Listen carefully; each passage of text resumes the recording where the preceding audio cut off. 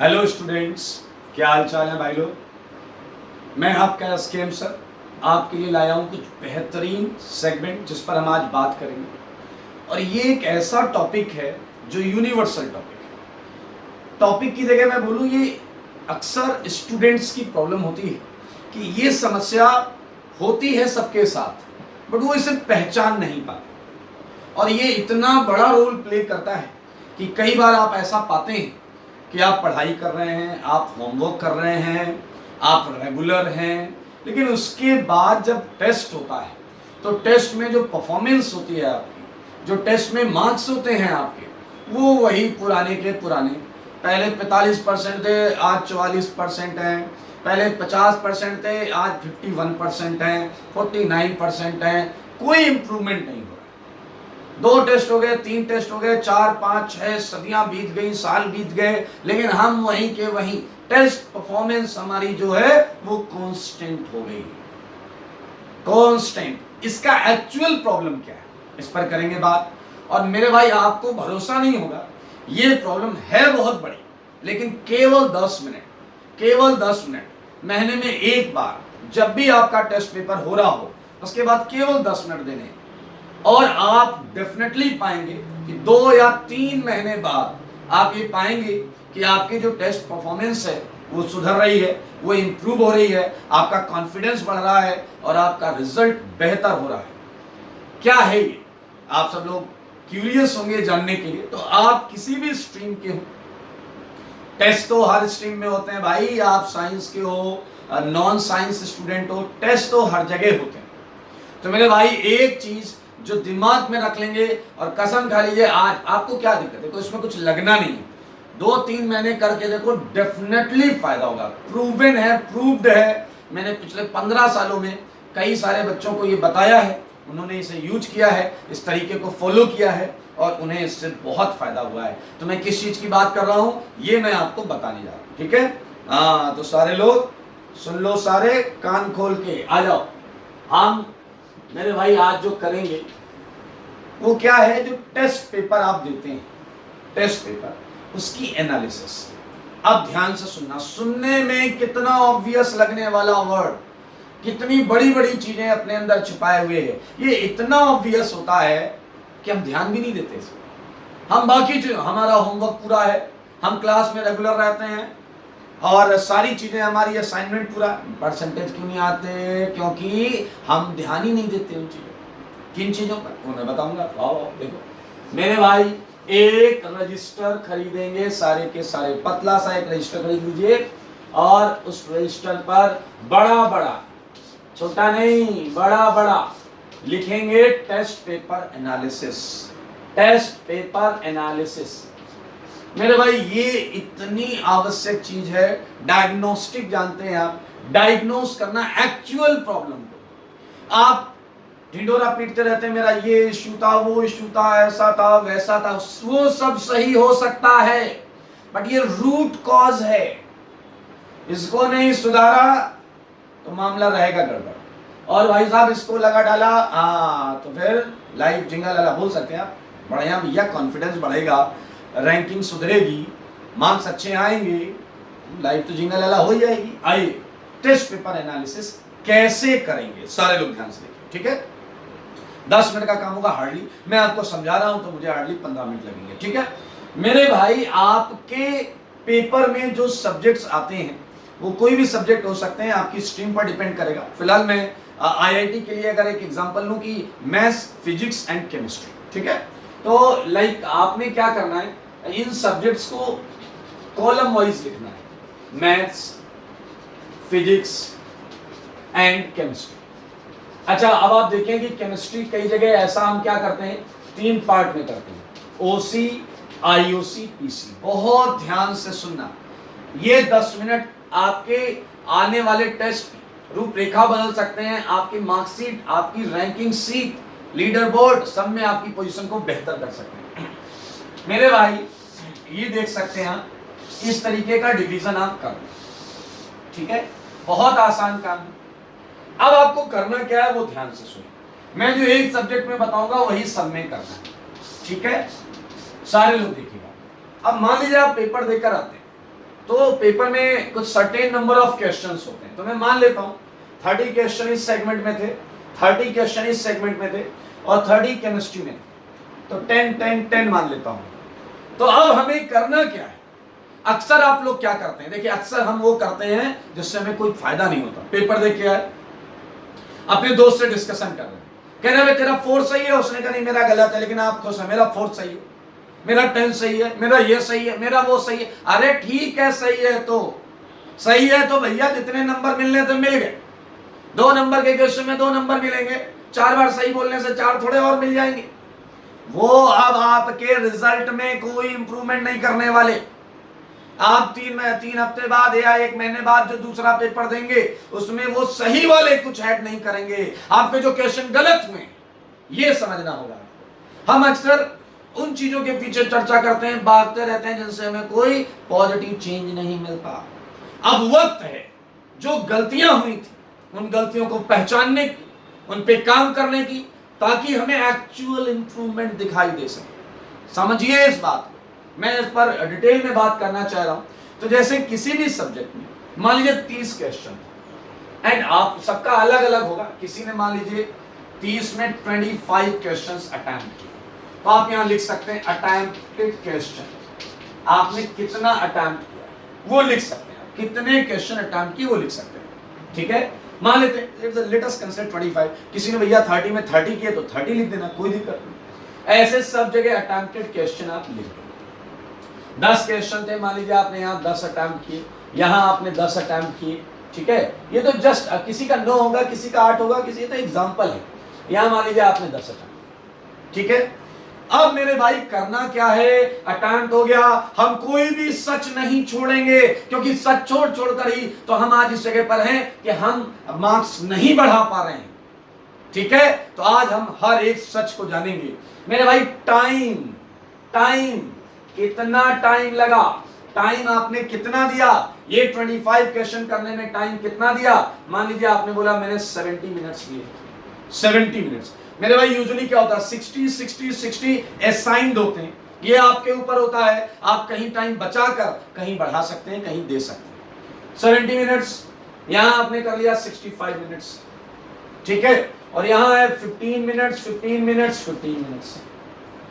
ध्यान से सुनना, सारे सुनना। ये टाइम की आवश्यकता क्यों है, ये टाइम में लिखना जरूरी क्यों है? एक छोटा वाक्य बताता हूं, ध्यान से सुनना। कुछ बच्चे मेरे पास ऐसे पास टाइम में आए हुए, आके कहते हैं सर मेरा एक सब्जेक्ट खराब चल रहा है। मैंने कहा अच्छा कोई बात नहीं, कौन सा सब्जेक्ट है? लेट अस कंसीडर, उन्होंने बोला केमिस्ट्री। मैंने कहा अच्छा कोई बात नहीं, आप मुझे प्रॉब्लम बताओ और हम बैठ के प्रॉब्लम को रिजोल्व करें। तुम्हें कैसे पता चला? पहला प्रश्न मेरा होता है, तुम्हें कैसे पता चला तुम्हारा सब्जेक्ट खराब है? देन व्हाट ही सेड, कई बार पेरेंट्स भी ये समस्या लेकर आते, सर मेरे केमिस्ट्री में 10 नंबर है। मैंने कहा अच्छा, और सब्जेक्ट बताओ? उन्होंने कहा सर मेरे मैथ्स में 50 नंबर है। मैंने कहा और बताओ? कह रहे मेरे फिजिक्स में 40 नंबर है। अब ध्यान से सुनना मेरे भाई, 10 नंबर हैं, उधर 40 हैं, उधर 50। मैंने पूछा कि तुमने मैथ्स को कितना टाइम दिया?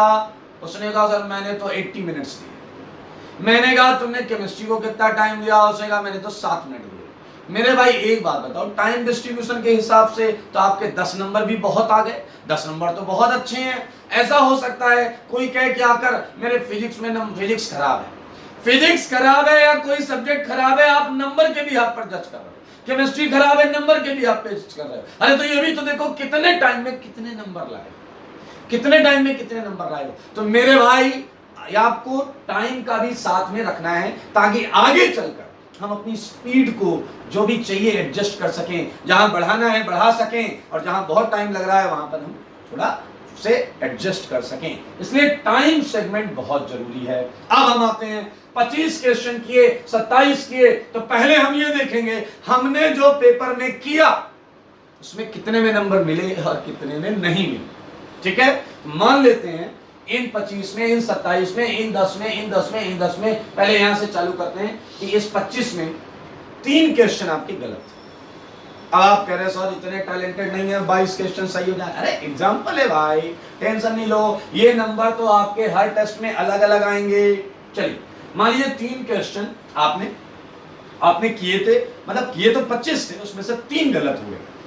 एक गलत में वो सारे लेना जो तुक्के में सही हो जाते हैं ना, वो आपका उसमें कोई योगदान नहीं था, तुक्के में सही हुआ वो भी गलत माना जाएगा। ठीक है, तो मेरे भाई मान लीजिए क्वेश्चन नंबर 7 गलत था, क्वेश्चन नंबर 10 गलत था, क्वेश्चन नंबर 12 गलत था, क्वेश्चन नंबर 13 गलत, ये गलत था। तो ऐसे ही नंबर जो भी गलत थे, मान लेते हैं यहाँ 2 क्वेश्चन गलत थे, तो आपने यहाँ पर कर दिया, एक तो 18 गलत था, एक 24 गलत था। मान लेते हैं यहाँ आपके 2 क्वेश्चन गलत थे, एक क्वेश्चन आपका 30 गलत था, एक 32 गलत था। मान लेते हैं आईयूसी में आपका एक क्वेश्चन गलत था 36, और मान लेते हैं फिजिकल केमिस्ट्री में आपने एक क्वेश्चन गलत किया 40 और एक गलत किया 60। मानने में क्या जा रहा है, ठीक है।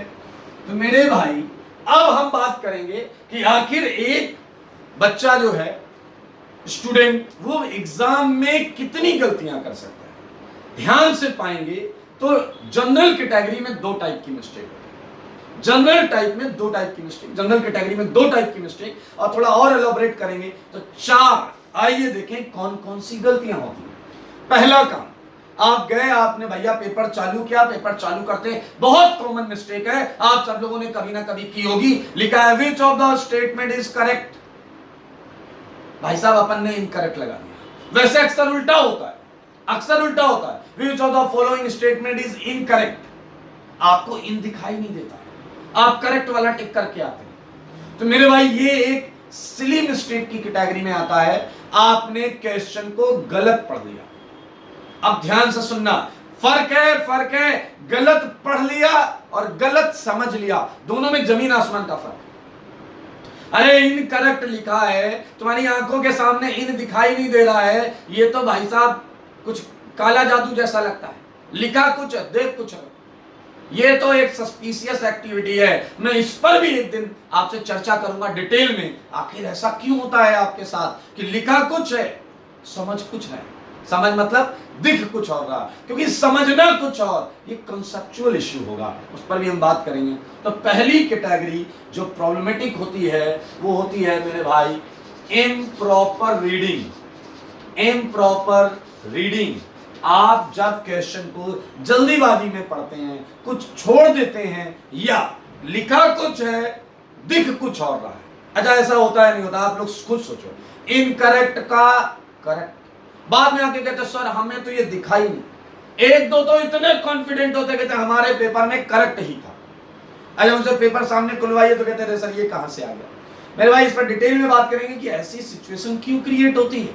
ठीक है, चलिए एक बच्चा आया कॉन्फिडेंस में, उसने कहा सर अपन क्या गया, अपन बहुत ध्यान से क्वेश्चन पढ़ते, रात इनकरेक्ट लिखा, इनकरेक्ट पढ़ते। अच्छी बात है भाई साहब, तो आप इस बीमारी से, इस समस्या से ग्रसित नहीं हैं, आप किसी और समस्या से ग्रसित हो सकते हैं। कैसे? क्वेश्चन पढ़ लिया सही, क्वेश्चन को जब करने गए तो भाई साहब हमने सब कुछ सही किया, कैलकुलेशन मिस्टेक, बड़ा दुखद होता भाई।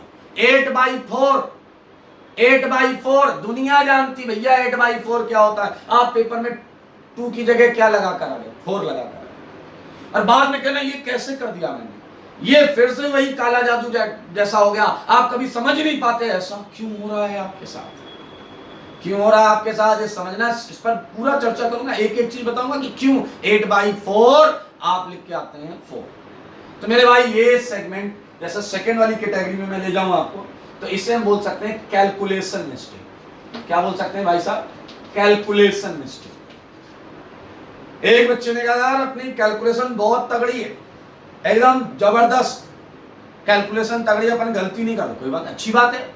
आपके साथ कोई और प्रॉब्लम हो सकती है, प्रॉब्लम क्या है? अब ये जो प्रॉब्लम है ये बहुत ध्यान से समझना है। क्वेश्चन में लिखा कुछ और था, आपने पढ़ा वही जो लिखा था, लेकिन समझा कुछ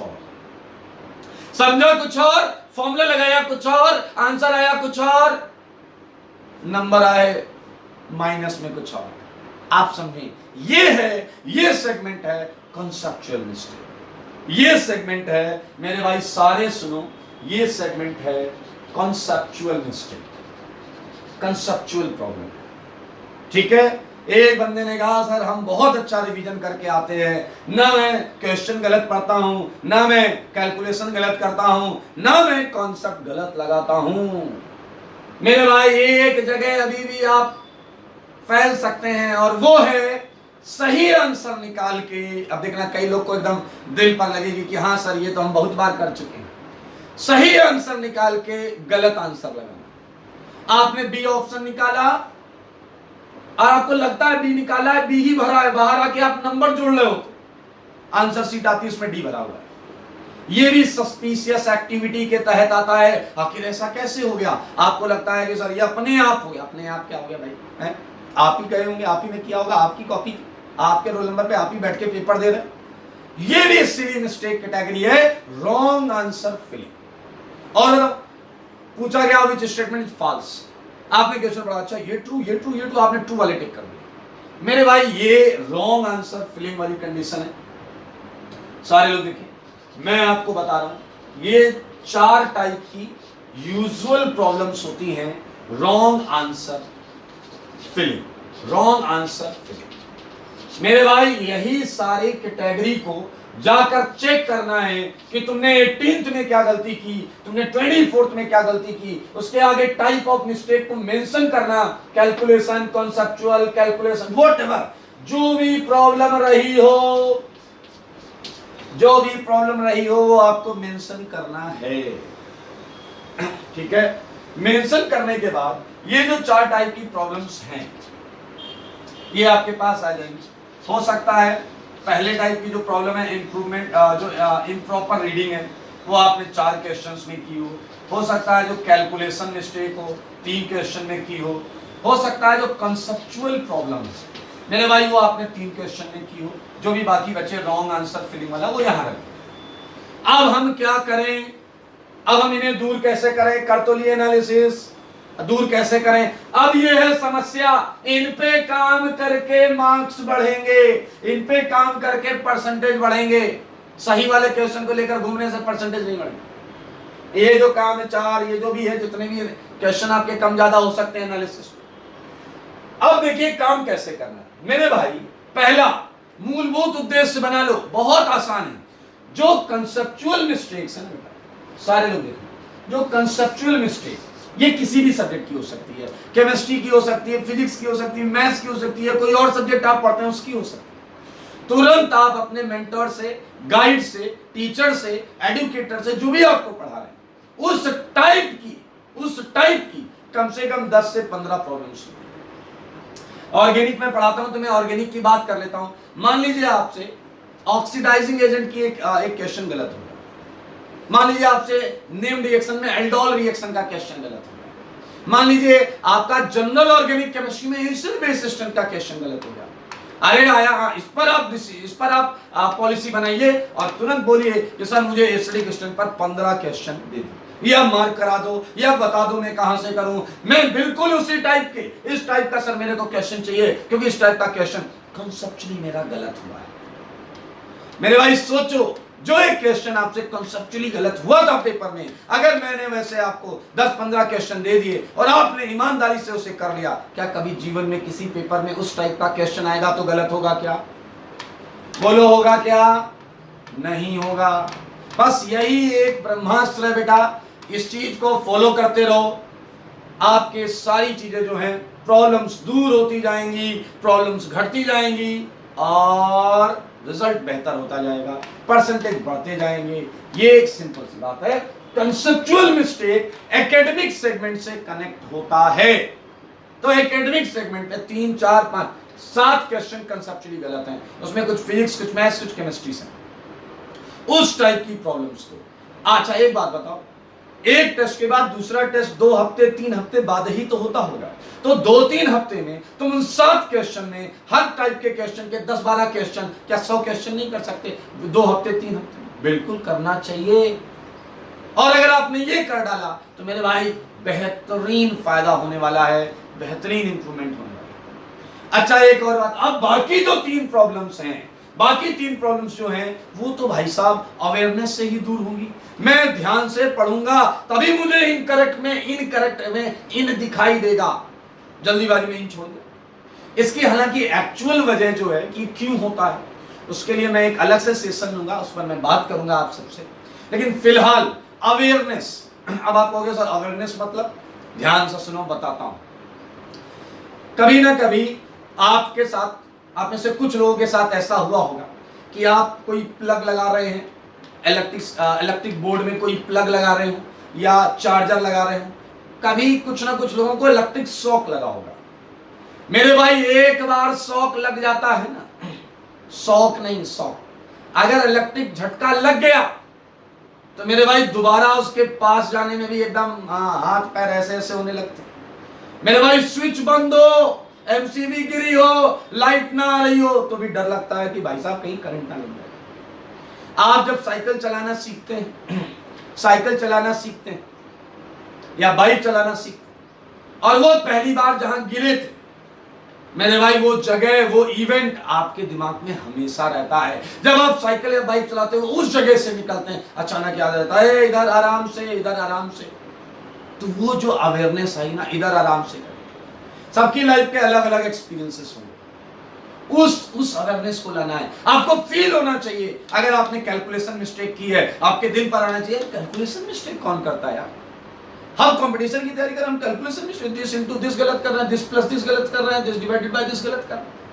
ये आपके दिल पर लगना चाहिए। और जैसे ही कैलकुलेशन आए, जैसे ही कैलकुलेशन आए, दिमाग में आना चाहिए पिछली बार गलती की है, कैलकुलेशन मिस्टेक अभी नहीं करनी, अभी नहीं करनी तो नहीं करनी। तो भैया 3 प्रॉब्लम्स हैं, improper reading of question, calculation mistake and wrong answer filling. ये आपके इंसान बनने से, कॉमन सेंस से दूर हो जाएगी। ठीक है, समझ में आया? तो मेरे भाई ये काम करना है। और इन तीनों सिली मिस्टेक्स की प्रैक्टिस कैसे करें?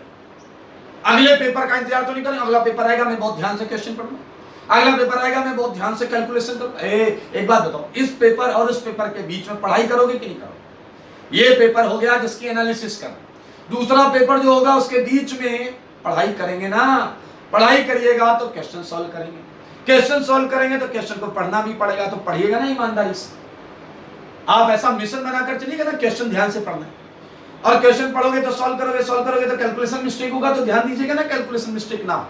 ऐसा युद्ध स्तर पर अपन टारगेट बनाएंगे, कैलकुलेशन मिस्टेक नहीं करनी, नहीं करनी तो नहीं करनी। अरे दुकान पे सब्जी खरीदने भी जाए तो भी याद रखना है कैलकुलेशन मिस्टेक नहीं करनी, अपना उद्देश्य बना हुआ है। आंसर निकलने के बाद दिमाग का प्रयोग 2 बार, आंसर आया बी, लगाएंगे बी, सी डी नहीं लगाएंगे। समझ में आया? ये ट्रू निकला है, देख लो क्वेश्चन में ट्रू पूछा या फॉल्स पूछा है, वो ही लगाएंगे। तो मेरे भाई अगले पेपर से पहले आप इन सिली पॉइंट्स पर प्रैक्टिस कर सकते हैं। कैसे? आपका रूटीन होमवर्क होता है, मटेरियल होता है, कंटेंट जो आप सॉल्व करते हैं, उन सारी चीजों को सॉल्व करके डेफिनेटली यू वुड फाइंड कि ये बहुत बड़ा चेंज, बहुत ज्यादा आपको अपने रिजल्ट में दिखाई देने वाला है। आई होप आपने ये सुना है, समझा है, और मैं आपको एडवाइस करूंगा और रिक्वेस्ट भी कर रहा हूं कि आप ये करिए, देखिए डेफिनेटली आपको फायदा होगा। इसमें आपका कुछ भी नहीं लग रहा है, और ये एक चीज होगी जिसमें आप अपने आप से कंपैरिजन कर रहे हैं, जो कि सबसे सही चीज होती है। दुनिया में कौन कहां है, ऊपर नीचे, अपने को लेना देना नहीं, अपने को हम कहां हैं, हम कितना आगे बढ़ रहे हैं, उससे हमें कंपैरिजन करना है। एक लास्ट सेगमेंट में मैं 2 मिनट में एक और बात बताऊंगा कि कई बार ऐसा होता है कि आपने भैया एक पेपर की एनालिसिस की, आपके मान लीजिए इस पेपर में आए 50% नंबर, आपने एनालिसिस की, सारी बातों को फॉलो किया, ईमानदारी से एक एक चीज की, सब कुछ किया, अगले पेपर में आपके नंबर आए 51%। अब आप कह रहे हो यार क्या फायदा हुआ, क्या फायदा हुआ, इतना करके, इतना वो करके 1% बढ़ा। धैर्य रखो, धैर्य रखो। आप नहीं डिसाइड कर सकते कि ये कितना % इंक्रीज है। ये नंबर गेम से ऊपर उठो, अपने टीचर, एडुकेटर, मेंटोर से बात करो और पूछो कि वो वाला पेपर और इस वाले पेपर में क्या पेपर का लेवल सेम था। हो सकता है आपको ये पता चले कि ये जो पेपर है इसमें 51% आए हैं, हो सकता है ये पेपर टफर साइड में हो सकता है।